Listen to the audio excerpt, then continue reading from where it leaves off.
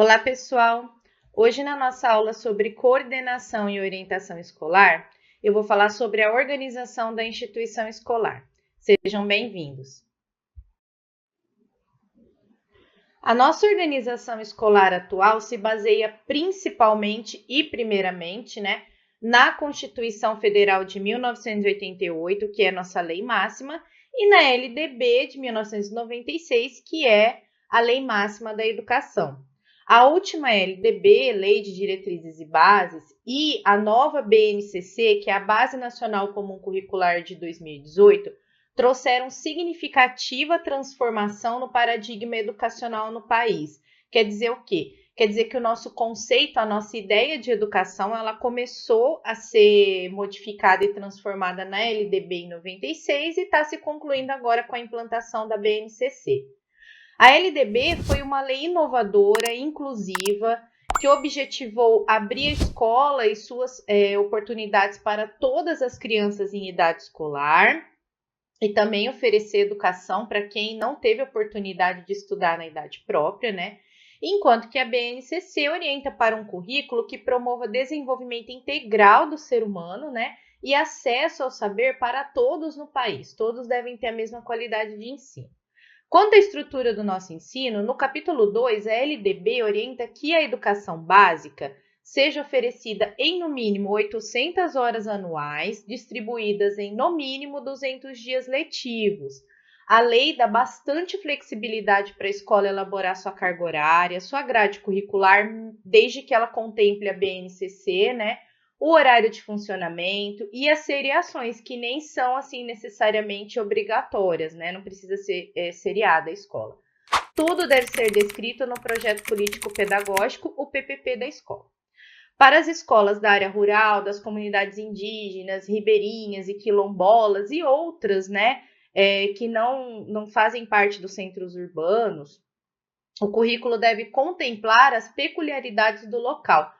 Economia, se é baseado na agricultura, na pecuária, os modos de subsistência dessas comunidades, a cultura, as tradições, a religiosidade, inclusive a organização do calendário escolar, deve ser adaptada a toda essa rotina dessa comunidade e também a questões ambientais, Para a LDB, o ambiente no qual o aluno cresce deve ser parte da abordagem da escola. A escola deve trabalhar conteúdo e atividades que englobem a cultura da criança e do adolescente. Bom, quando a gente começa a formar os alunos em licenciatura, seja em pedagogia ou outras licenciaturas que a gente vai estudar LDB, eu percebo muita confusão entre os alunos sobre níveis, etapas, modalidades de ensino, e de fato é uma organização que, para quem nunca viu, é um pouco confuso. Mas é preciso ficar atento se você vai prestar concurso, processo seletivo dentro da área da educação e cai LDB, precisa organizar isso sua mente, não decorar, mas entender os níveis, as etapas e as modalidades de ensino que nós temos no Brasil e sempre estar atualizado, porque eu posso estar dando essa aula hoje para você, amanhã a lei mudar, As coisas mudam muito rápido, nós temos medidas provisórias, projetos de lei que estão empacados no Congresso há um tempão, de repente passam, Então, assim, a LDB de 1986, ela dividiu o ensino brasileiro em 2 níveis, tá? Então, a gente começa pelo nível. Os níveis são a educação básica e o ensino superior, tá? Tô usando aqui, gente, nomenclatura da lei, certo? Por quê? Às vezes a gente vê, ao invés de educação infantil, ensino infantil, a gente vê, ao invés de ensino superior, educação superior, fala assim, mas não é a mesma coisa? É a mesma coisa, mas você tem que usar o que está na lei, porque de repente cai uma questão dessa num vestibular, ou então num processo seletivo, vai valer o que está na lei, tá? Então, assim, a educação básica, que é o primeiro nível, ela é obrigatória para crianças entre 4 e 17 anos, ela deve ser oferecida pelo Estado de forma gratuita e ela divide-se nas seguintes etapas. A educação infantil, que é responsabilidade do governo municipal, caso esse não tenha condições, é passado para o estadual. É formada pelas creches e pré-escolas para crianças de 0 a 5 anos, sendo que a matrícula é obrigatória a partir dos 4, tá? O ensino fundamental, que é dividido em 1 e 2, ou então anos iniciais e anos finais. Na BNCC, a gente vê anos iniciais e anos finais, tá? Então, sendo que o 1, que é os anos iniciais, ele tem 5 anos, só que a seriação não é obrigatória, tá? Tem escolas que oferecem como um todo, assim, os alunos vão, conforme eles vão sendo alfabetizados, eles vão passando para outra professora e não tem seriação. E o 2, que são os anos finais, que é do 6º ao 9º ano, né? Ele pode ser oferecido tanto pelo governo municipal como pelo estadual, mas tradicionalmente hoje os anos iniciais estão passando para o municipal e os anos finais ficam com o estadual por enquanto, porque a LDB ela visa descentralizar o ensino até por uma questão de praticidade. Nós temos o ensino médio, duração de 3 anos, vou falar vou falar melhor, né? Mais à frente do ensino médio, porque ele está passando por uma mudança significativa agora, e é para alunos entre 15 e 17 anos. E nós temos o ensino médio de nível técnico, que ele é profissionalizante, ele pode ser oferecido concomitantemente ao ensino médio regular, ou seja, junto com o ensino médio. Pode ser ali numa escola de ensino integral, onde o aluno vai ter disciplinas do ensino médio mais as do nível técnico misturadas, mas isso é mais raro. Geralmente, mesmo nas de ensino integral, o aluno num período, por exemplo, de manhã ele faz um, de tarde ele faz outro. Ou então, de manhã ou à tarde ele faz um e à noite ele faz outro, tá? Então, esse é o médio de nível técnico. Nós temos o técnico de ensino superior também, que também vou falar daqui um pouco, tá? Então, esses, gente, são os níveis e as etapas. Nós temos também as modalidades de ensino, que eu vou falar já para vocês. Para vocês irem se contextualizando, esquematizando, eu coloquei um vídeo aí que não é um vídeo grande e é um vídeo muito didático que está falando dos níveis e das etapas. Ele fala um pouquinho das modalidades também, tá? Mas as modalidades vocês vão ver já comigo. Então, é assim, nós temos 2 níveis, educação básica e ensino superior. Nós temos, dentro da educação básica, 3 etapas: educação infantil, ensino fundamental e ensino médio, certo? E dentro de toda a educação básica, nós vamos ver as modalidades de ensino, que aí tem a presencial, a distância, educação especial, educação indígena, etc, etc. Então, assim, a nossa educação básica, ela tem 3 etapas: a educação infantil, o ensino fundamental e o ensino médio. A educação infantil é a primeira etapa da educação básica. Ela tem como finalidade o desenvolvimento físico, intelectual, social e emocional da criança de 0 a 5 anos e 11 meses, porque com 6 anos a criança deve obrigatoriamente entrar no ensino fundamental. Lembrando que a educação infantil não tem reprovação, né? A creche e a pré-escola, elas fazem parte da educação infantil e elas devem ser oferecidas preferencialmente pelo governo municipal. Caso o município não tenha condições financeiras, né, estruturais, o governo estadual assume essa incumbência. A creche ou equivalentes, como as escolinhas, por exemplo, elas são oferecidas até 3 anos. A pré-escola, oficialmente, ela se inicia aos 4 anos e ela é obrigatória agora. Tá? Então, todos os pais que têm crianças completando 4 anos, têm que matricular essa criança numa escola de educação infantil, seja ela privada ou particular, tá? Como ela é obrigatória, todo o ensino que é obrigatório, ele deve ser oferecido pelo poder público, então ele deve ser oferecido de forma pública e gratuita. Não há reprovação, né, na educação infantil, sendo que a avaliação é do tipo formativa, é constante, é global. Então, a criança precisa ver se a criança está se desenvolvendo integralmente, precisa olhar cada caso individualmente e não tem classificação, né? O ensino fundamental, ele se iniciava aos 7 anos, em 1996. 10 anos depois, no entanto, o presidente da República sancionou a Lei 11.274, né, que passava o ensino fundamental para 9 anos. Então, no ensino fundamental de 9 anos, o objetivo é assegurar a todas as crianças um ensino integral que englobe todos os aspectos do desenvolvimento, maiores oportunidades de aprendizado e mais tempo na escola. O Conselho Nacional de Educação promulgou, então, em 3 de agosto de 2005, essa resolução número 3, que define as normas nacionais para ampliação do ensino fundamental para 9 anos. Por que essa ampliação? Porque todos os professores reivindicavam um tempo maior da criança na escola por causa da alfabetização, não estava dando tempo de alfabetizar e, além de tudo, passar todos os outros conteúdos necessários para um desenvolvimento integral, né? Então, aí, a criança entrando um pouquinho mais cedo, ela tem tempo para se adaptar psicologicamente, fisicamente, emocionalmente. Os pais têm um tempo para se adaptar nessa questão de logística, né? Então, esse foi um dos principais argumentos. A terceira etapa da educação básica é o ensino médio. A partir de 2022, ele sofreu assim, profundas alterações trazidas pela BNCC.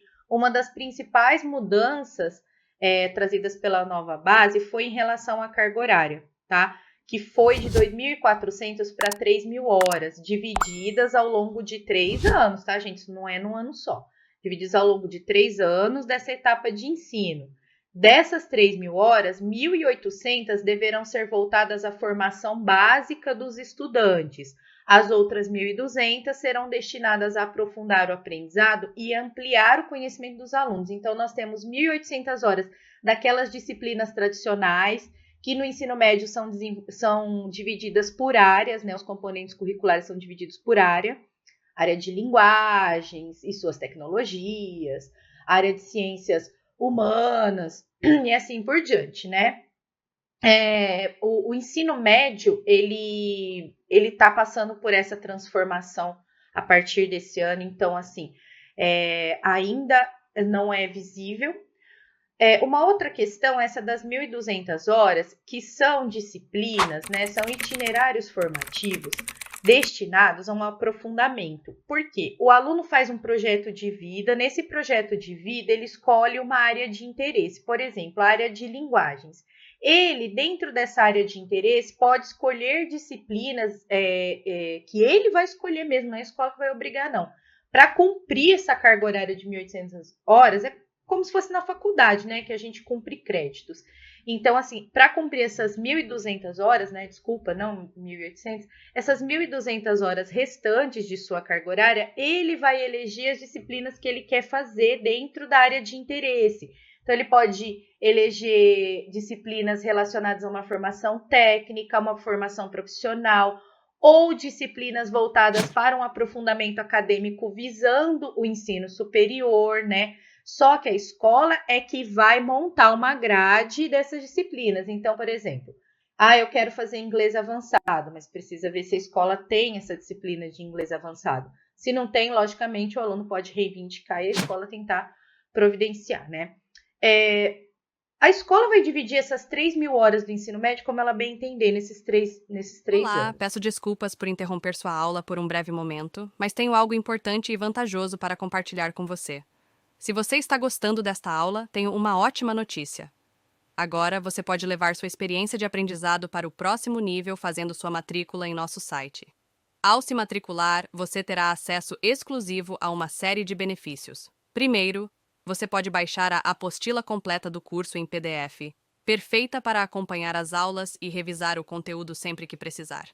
Além disso, ao concluir o curso, você terá a oportunidade de adquirir um certificado de conclusão, um grande passo para o seu desenvolvimento profissional e acadêmico. E sabe o que mais? Ao assistir às aulas diretamente em nosso site, você terá uma experiência de aprendizado sem interrupções ou propagandas. Isso significa mais foco e eficiência no seu estudo. Então, não perca essa chance. Clique no link na descrição deste vídeo ou visite nosso site para se matricular agora mesmo. É rápido, fácil e vai transformar a maneira como você aprende. Agora, vamos voltar à aula. Obrigado por sua atenção e nos vemos no site. Nesses 3 anos. A única coisa os alunos terão no mínimo 5 horas de aula por dia. Dentro da educação básica, então, além das etapas de ensino, que são sequenciais, gente, isso é importante que eu frise aqui essa diferença entre modalidade e etapa. A etapa ela é sequencial. Um aluno não pode cursar o ensino médio sem ter cursado o ensino fundamental, né? Só que ele pode ter optado por modalidades diferentes. Por exemplo, ele fazer o fundamental no ensino regular, ele de repente parou de estudar, não pôde continuar e passou da idade, né, própria, que a gente chama, que é de 4 a 17 anos, como vocês veem aí. Ensino regular é uma das modalidades, a principal modalidade, porque é a que tem mais alunos, né? E ela é presencial, é a modalidade oferecida nas escolas tradicionalmente. Então, o aluno entra com 4 e sai com 17 anos. São 14 anos de vida escolar, tá? Se ele passar dessa idade, no ensino fundamental é 14 anos. Então, se ele completou 15 anos e não terminou o ensino fundamental, ele pode solicitar a EJA.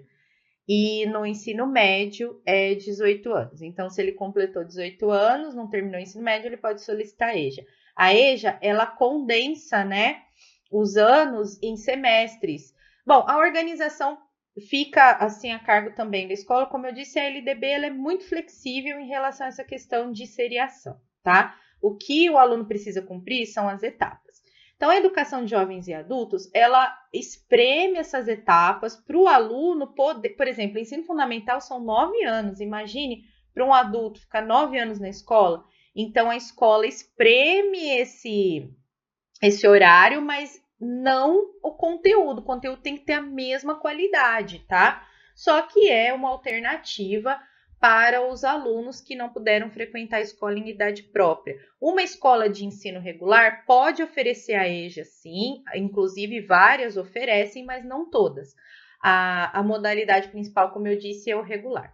A educação especial, essa sim, toda criança que frequenta o ensino regular, ela tem e tem necessidades educacionais especiais, que é criança com NME, ela tem direito e os pais têm obrigação de encaminhar ela para o ensino especializado. Pode ser uma educação especial privada, que os pais pagam, né? Ou mesmo fora dessa rede de ensino regular, como a APAE, a ACT, mas dentro da escola, dentro do ensino regular, a criança tem direito a todas as adaptações necessárias da escola para que ela possa ter um aprendizado contínuo e eficiente, tá? A rede de ensino, ela precisa oferecer a sala de atendimento educacional especializado, mas nem toda escola tem essa sala de recursos multifuncionais, que é a que pode oferecer esse ensino especializado, né? Esses recursos multifuncionais é que tem braille, né?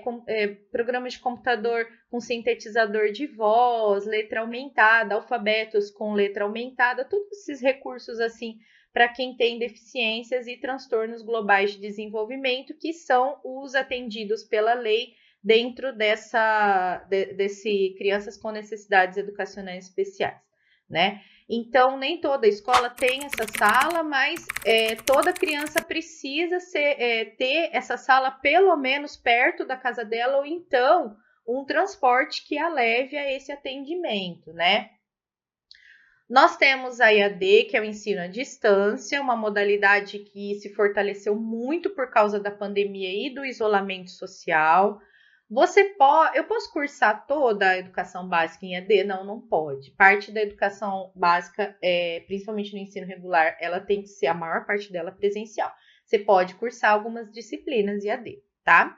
A EJA pode ser EAD, nós estamos vendo aí algumas adaptações legais, então eu sugiro que quem for prestar concursos, for ver o edital, fique atento à bibliografia sugerida pelo edital, porque as nossas leis educacionais elas podem mudar a qualquer momento, tá? E por causa da pandemia e desse fortalecimento da EAD, muitas leis estão, por exemplo, o próprio ensino médio, nós temos dentro daquelas 1.200 horas que eu falei para vocês, várias disciplinas que podem ser oferecidas à distância, sabe? Que é uma coisa que a gente não via anos atrás, né? O aluno era obrigado a frequentar presencialmente. Então, nós temos, assim, mudanças. E tem outra coisa, gente. A LDB, ela é a lei nacional, mas nós temos leis municipais e estaduais também, né? Então, às vezes, varia muito de estado para estado.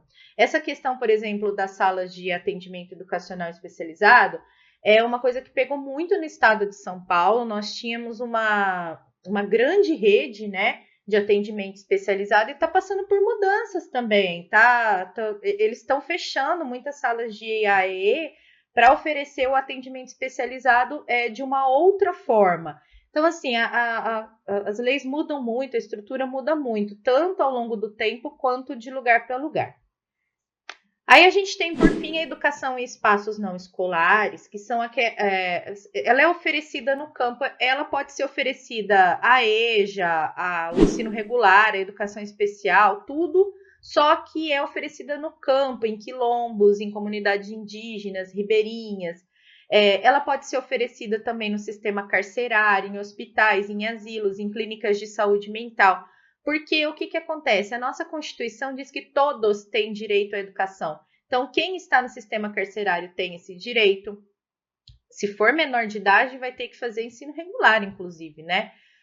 As comunidades indígenas ribeirinhas precisam, como eu já disse, de um calendário próprio, de um calendário que respeite a sua rotina. Por exemplo, quem depende da pesca, fica um tempo envolvido com a pesca, depois fica um tempo que eles precisam parar por causa das leis de respeito à natureza e tal.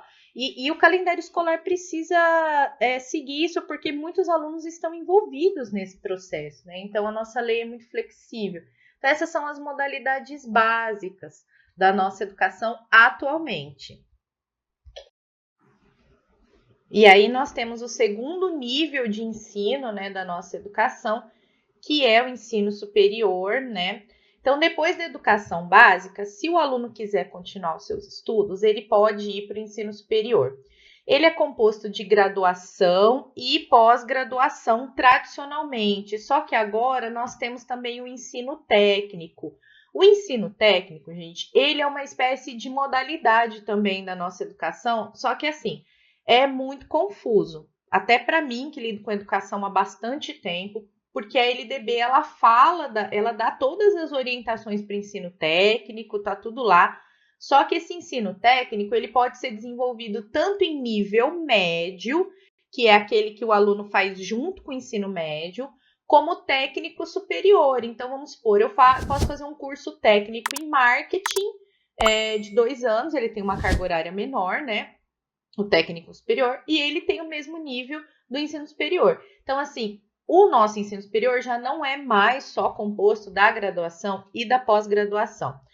Sobre as modalidades, inclusive, todas aquelas modalidades que vocês viram na educação básica, elas podem ser oferecidas no ensino superior também, tá? Então, pode ser oferecida IAD, pode ser oferecida educação em ambientes não escolares, pode ser e deve ser oferecida a educação especial. Então, aquilo vale para o ensino superior também. São só 2 níveis diferentes.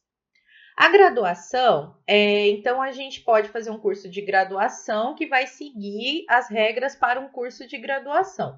Ou a gente pode fazer um técnico em ensino superior. Fiz isso, eu posso fazer uma pós-graduação. Ela se dá em 2 tipos. A especialização, que é a mais comum, né? Geralmente 1 ano e meio, 2 anos, até menos. A gente chama de lato sensu, por quê? Porque a especialização, ela vai pegar ali, vai especializar você em um determinado tema, mas vai especializar você de uma maneira mais superficial do que se você for fazer um mestrado e um doutorado, que por isso mesmo são chamados de stricto sensu, porque o seu tempo de estudo no mestrado e no doutorado são maiores, a sua pesquisa é maior e segue regras mais rígidas, e no doutorado você tem que defender uma tese inédita e com relevância social, geralmente dura 4 anos. Então, assim, o doutorado é o último nível da pós-graduação? Não, você pode fazer um pós-doutorado também, né? Então, assim, são todas partes tudo é parte do nosso ensino superior. Ele não é obrigatório, mas o Estado... Lembra que eu falei que quando é obrigatório o Estado precisa oferecer? Então, ele não é obrigatório, mas o Estado, pela Constituição Federal, ele precisa oferecer universidades públicas e gratuitas, tá? Isso está... Mas não é a mesma coisa? Não. Pública é algo que é oferecido pelo governo, municipal, estadual ou federal. Gratuito é que não é pago. Né? Eu, por exemplo, eu fiz uma universidade estadual, eu cursei uma universidade estadual, a Unesp, e eu não paguei absolutamente nada, nada, nada, nada. Então, precisa ser público, ou seja, precisa ser oferecido pelo poder público e precisa ser gratuito, tá? Então, esse, portanto, é um sistema educacional brasileiro atual, né, que conta com a frequência obrigatória, gente, de todas as crianças de 4 a 17 anos na educação básica, tá? Independentemente da classe social, das origens étnicas e culturais e de possuir deficiências ou dificuldades de aprendizagem, porque a escola tem obrigação de contornar isso, né, e se adaptar a essa criança. Quem quiser saber mais do ensino superior no Brasil, ele também sofre muitas mudanças, né? Então, como eu digo, é sempre bom a gente ficar atento aí às mudanças legais que acontecem, e ele sofreu um processo de democratização nos últimos anos, principalmente depois da nova LDB de 1996. Nós tivemos um grande acesso das pessoas ao ensino superior, né? A uma promoção por parte do governo federal, principalmente, desse acesso. Nos anos 2000, a gente tem aí bolsas de incentivo, né, para que todos pudessem estudar. E esse livro, Democratização no Ensino Superior do Brasil, do Raimundo Nonato da Silva Filho, faz um apanhado geral. Então, assim, para quem não conhece nada sobre o ensino superior, mas quer começar a entender, eu acho que esse livro é ótimo, né? Porque ele é bem introdutório e bem didático também. Então, para finalizar, vou falar da estrutura administrativa, né, do ensino, que a LDB, no título 4, da Organização da Educação Nacional, ela institui a organização da seguinte forma: a União é o governo federal, tá? Os estados, o Distrito Federal e municípios organizarão, em regime de colaboração, os respectivos sistemas de ensino, tá? Então, assim, nós temos o sistema de ensino federal, estadual e municipal e do Distrito Federal. Aos estados, cabe organizar, manter e desenvolver esses órgãos e instituições oficiais de ensino que estão aos seus cuidados em regime de colaboração com os municípios. Eles se responsabilizam principalmente pelo ensino fundamental e médio com suas modalidades, tá? O Distrito Federal, ele possui as mesmas responsabilidades que os estados. Os municípios são responsáveis principalmente pelas instituições de ensino infantil, né, que eu já falei para vocês, e agora também pelo fundamental anos iniciais, que é de 1º a 5º ano. Porém, eles cuidam também de instituições de ensino médio mantidas pelo poder público municipal. Depende do dinheiro e da estrutura que a cidade tem, depende da quantidade de habitantes. Se você mora numa cidade grande, rica, com uma prefeitura forte, você vai ter escolas municipais oferecendo todas as modalidades de ensino, todas as etapas de ensino, né? Então, ela vai oferecer da educação infantil até o ensino médio, vai oferecer nível técnico, vai oferecer técnico superior. Então, depende muito do poder público da sua cidade. Pode optar por se integrar ao sistema estadual de ensino ou compor com ele um sistema único de educação básica. Então, fica a critério, a LDB dá a possibilidade para os dois. E o governo federal, a União, ela vai fiscalizar os estados e os municípios, ela vai mandar dinheiro para eles, tá?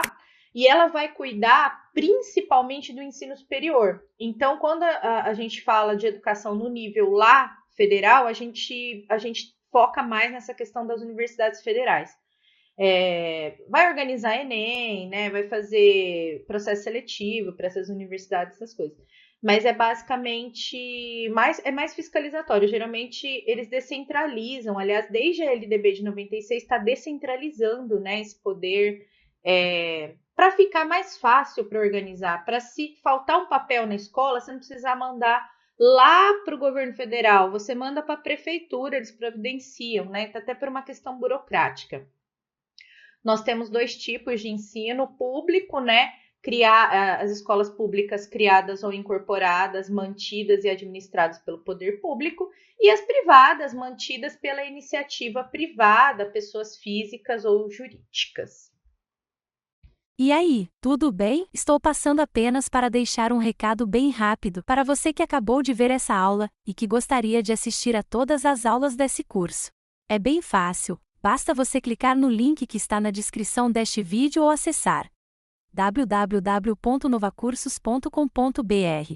Fazendo sua matrícula em nosso site, você terá acesso a todas as aulas desse curso e mais centenas de outros cursos, além de poder fazer avaliação. E caso você queira, poderá estar adquirindo o certificado com um valor bem acessível. Esse foi o recado que eu queria dar. Aguardo sua matrícula. Até breve!